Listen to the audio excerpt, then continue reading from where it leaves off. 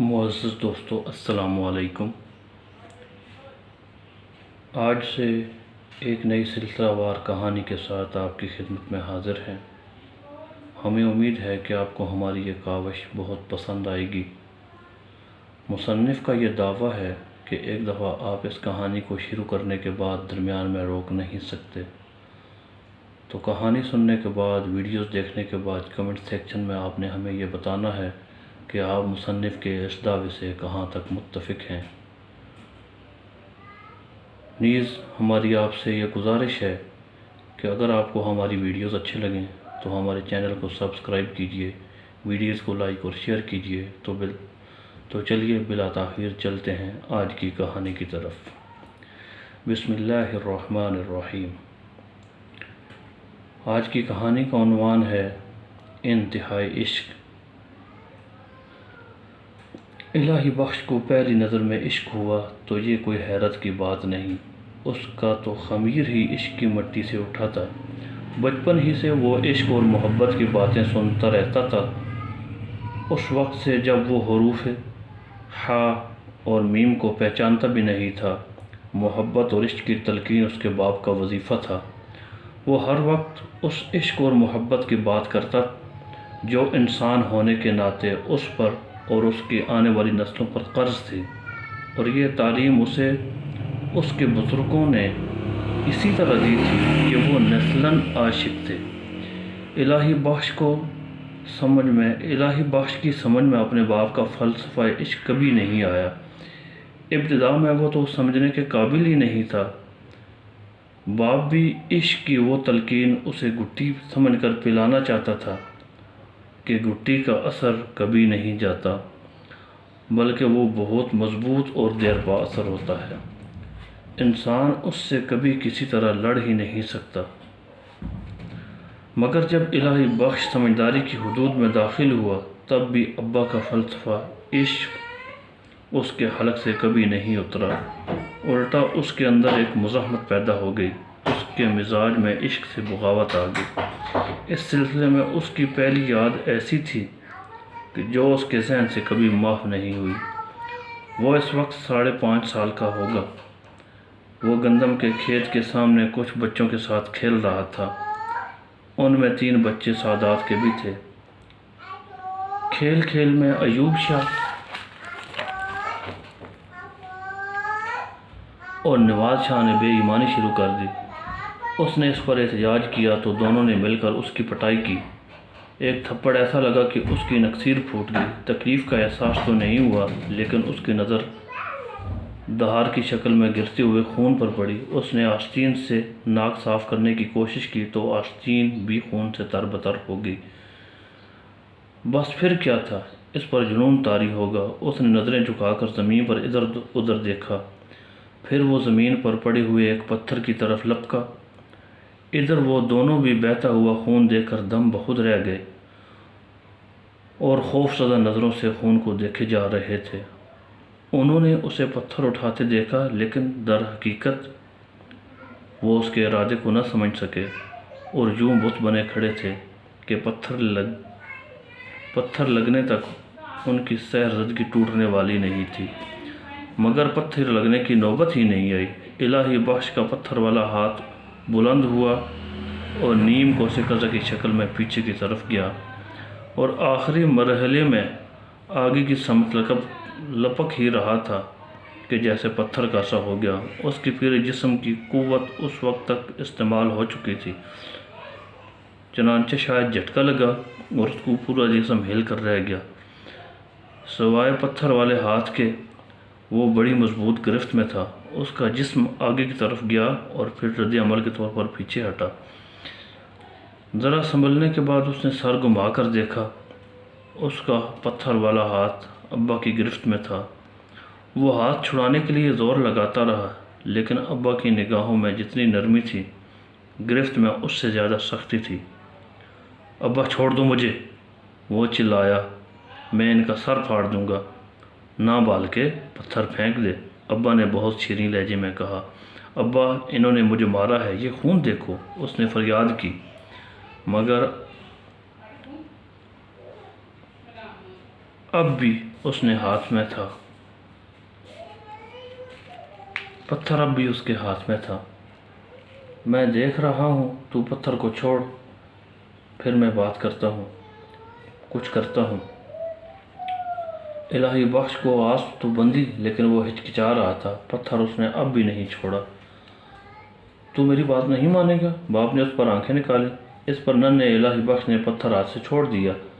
باپ نے فوراً ہی اسے گود میں اٹھایا اور گھر کی طرف دوڑ لگا دی۔ گھر میں گھستے ہی وہ صحن میں ننگے ہینڈ پمپ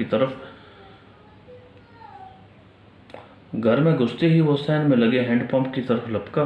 اس نے الہی بخش کو بٹھایا اور خود پمپ چلانے لگا۔ ٹھنڈا ٹھنڈا پانی الہی بخش کے سر پر گرا تو وہ اچھلا۔ وہ بھاگنے ہی والا تھا کہ باپ نے ڈپٹ کر کہا، بیٹھا رہ، ابھی خون رک جائے گا۔ ماں آوازیں سن کر کمرے سے نکلی تو یہ منظر دیکھ کر ان کی طرف جھپٹی۔ کیا ہوا؟ یہ کیا ہوا؟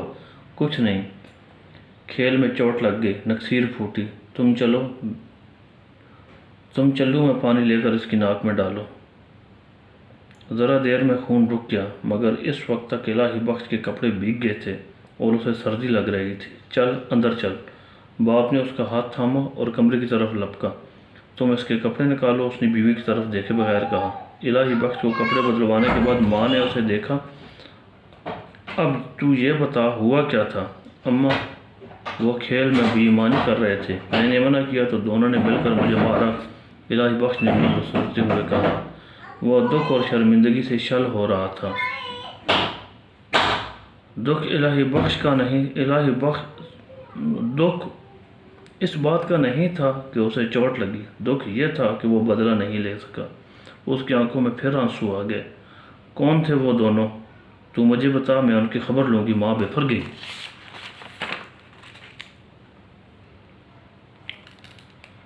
ایوب شاہ اور نواز شاہ، اس نے بتایا۔ نام سنتے ہی ماں کو جیسے سانپ سونگھ گیا، پھر وہ سنبھل کر بولی، تو بیٹھ، میں تیرے لیے دودھ لاتی ہوں۔ ننھے الہی بخش کی مایوسی کی کوئی حد نہیں تھی۔ باپ نے تو اسے مایوس کیا ہی تھا، لیکن ماں تو ان کی خبر لینے جا رہی تھی۔ پھر اسے کیا ہو گیا؟ ان کے نام سنتے ہی ان کا رویہ کیوں بدل گیا؟ اس سوچ کے ساتھ ہی اسے غصہ آنے لگا۔ اس نے سوچا اسے ہی کچھ کرنا ہوگا، اور یہ مشکل بھی نہیں تھا، موقع تو ضرور ملے گا۔ بس پھر وہ پتھر اٹھائے گا اور بیٹے یہ خیال دل سے نکال دے۔ باپ کی آواز نے اسے چونکا دیا، جیسے اس کی سوچیں پڑھ رہا تھا۔ کیا ابا؟ وہی جو تو سوچ رہا ہے۔ اتنی دیر میں ماں دودھ کا پیالہ لے آئی۔ لے یہ پی لے۔ الہی بخش نے پیالہ لینے کے لیے ہاتھ نہیں بڑھایا۔ میں دودھ نہیں پیوں گا اماں، اس نے جواب دیا۔ وہ اس وقت کچھ پینا چاہتا تھا تو صرف ان دونوں لڑکوں کا خون جنہوں نے اس کے ساتھ زیادتی کی تھی۔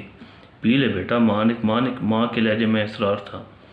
الہی بخش نے جیسے ماں کی بات سنی ہی نہیں۔ میں انہیں نہیں چھوڑوں گا اماں، میں بدلہ ضرور لوں گا۔ بالکہ میں نے کہا نا، یہ خیال دل سے نکال دے۔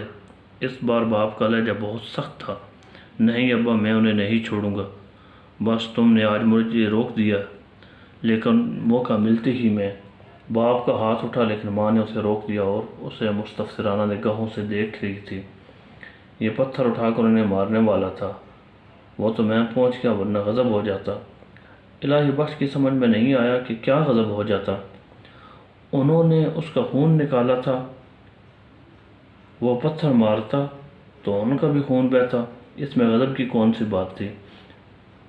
تم اسے پیار سے سمجھاؤ نا، ماں نے بہت دیری سے کہا۔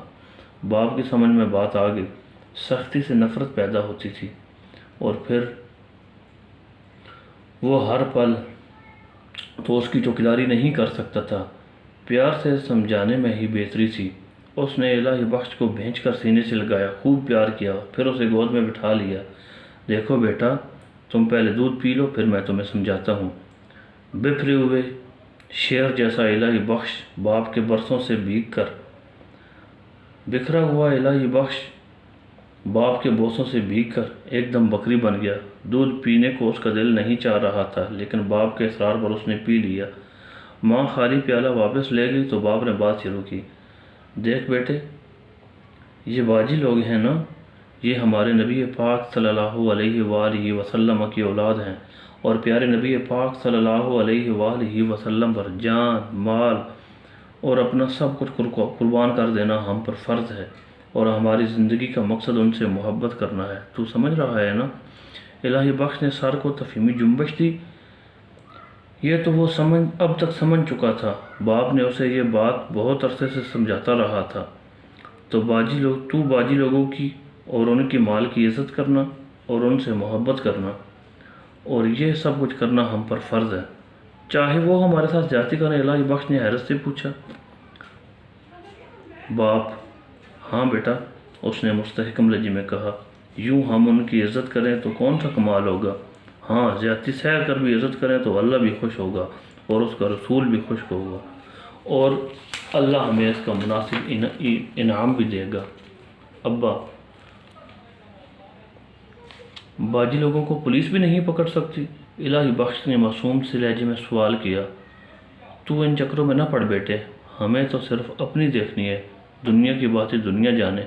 ہم بس نبی پاک صلی اللہ علیہ وآلہ وسلم کی اولاد کے خادم ہیں۔ اب تو سوچ کر ان پر ہاتھ اٹھائیں تو گستاخی ہوگی نا، اس لیے میں نے تیرا ہاتھ پکڑا۔ دیکھ بیٹے، اللہ اور اس کے رسول پاک صلی اللہ علیہ وآلہ وسلم کو کبھی ناراض نہ کرنا۔ الہی بخش خاموش بیٹھا رہا۔ یہ بات اب بھی اس کے حلق سے نہیں اتری تھی۔ وعدہ کر کہ اب کبھی ایسا نہیں کرے گا، بدلہ لینے کا خیال بھی اپنے دل میں نہیں لائے گا۔ الہی بخش ہچکچاتا رہا۔ وہ اپنے دل کو ٹٹول رہا تھا جس میں سختی ہی سختی تھی۔ پھر اچانک ایک حیرت انگیز تبدیلی آئی۔ اس کے ننھے سے دل میں درگزر کی نمی پھوٹی اور لمحوں میں جیسے پتھر موم ہو گیا۔ ٹھیک ہے ابا، میں انہیں معاف کرتا ہوں۔ باپ کے چہرے کی رنگت متغیر ہوگی۔ یہ بھی گستاخی ہے، بلکہ ایسی بات زبان پر نہیں لاتے، دل میں بھی نہیں سوچتے، بس بات ختم کر دیتے ہیں۔ باپ کے لہجے کی سختی نے اسے ڈرا دیا۔ ٹھیک ہے ابا، اس نے آہستہ سے کہا۔ تو یہ تھی ہماری آج کی کہانی۔ اگر آپ کو میری یہ ویڈیو اچھی لگے تو اس کو لائک کیجئے، شیئر کیجئے اور چینل کو سبسکرائب کرنا مت بھولیے۔